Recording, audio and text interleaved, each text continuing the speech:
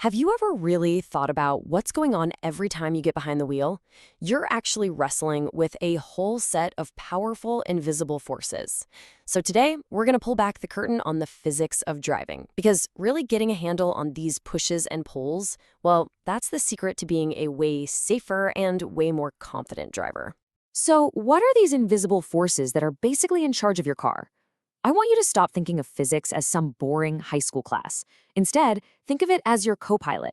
It's there from the second you turn the key, through every single turn, every stop, it's always in control. Our job is just to learn how to speak its language. Okay, so let's get back to basics for just a second. What even is a force? In physics, it's super simple. It's any push or pull that makes something change how it's moving. But here's the part that really matters for driving. A force always has a size, how big it is, and a direction. And that little detail, that governs pretty much everything else we're about to talk about. Now, to really understand what it means to be in control of your car, we first have to talk about what happens when you lose it. In this first part, we're going to look at the extremes, what happens when you push things too far, to see exactly why being smooth and deliberate is so important. First up, let's talk about the forces that push you forward and pull you back. When you slam on the gas, what happens? Your wheels can spin, right? And you hear that squeal. But that sound isn't just noise, it's the sound of wasted energy. You're turning perfectly good engine power into heat and smoke instead of forward motion. On the flip side, what about slamming on the brakes? You can lock up the wheels, which can throw you into a skid.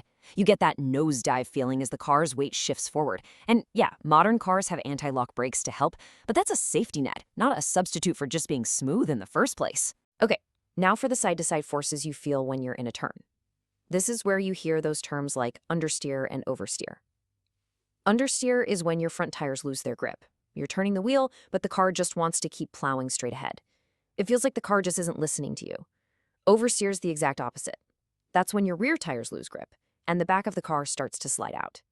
You've probably heard this called fishtailing. They sound like completely different problems, but here's the thing. They both come from the exact same root cause, losing traction. It's just a question of which end of the car loses it first. And you absolutely can't forget about the up and down forces. Hitting a big bump or going over the crest of a hill too fast is actually incredibly dangerous. Why? Because for a split second, your wheels can literally leave the ground. And if your tires aren't touching the road, you can't steer, you can't brake, you're basically just a passenger. It can also cause your suspension to slam into its limits, to bottom out, which can do some serious damage to the car. All right, so we've looked at the scary stuff, the extremes. Now let's dial it back and talk about the fundamental forces that are always there, the ones that are constantly at work, dictating your car's every move, every single second you're driving. Really, it's a juggling act between 5 main players. You've got gravity, of course, pulling the car down to the road. Then you have friction, which is the grip between your tires and the pavement. That's what makes everything else possible. There's air resistance, that drag you really start to feel on the highway. Then you have the forces you control directly, acceleration and braking. And finally, there's this thing called centripetal force, which is what actually gets you around a corner. And that last one, well, that one causes a ton of confusion. So let's take a minute to clear up one of the biggest, most common misconceptions in the entire physics of driving. It all has to do with that feeling you get when you take a really sharp turn. Just think about it for a second. You're in a car, you make a sharp right turn. What do you feel? You feel like you're being pushed to the left, toward the outside of the turn, right? We've all felt it. But what is actually pushing you? Okay, here's the big reveal. There is no force pushing you outward. None. The only real force happening is called centripetal force. That's the grip from your tires pulling the car inward, toward the center of the circle it's turning on. So what's that feeling, that outward push? That's not a force. That's your own body's inertia. See, your body wants to keep going in a straight line, but the car is turning underneath you, so you feel like you're being pushed into the door, when really the door is turning into you. It's a feeling, not a real force. So what does this all boil down to? It's this. Driving is just a constant, delicate balancing act. You're always managing these different forces, whether you realize it or not.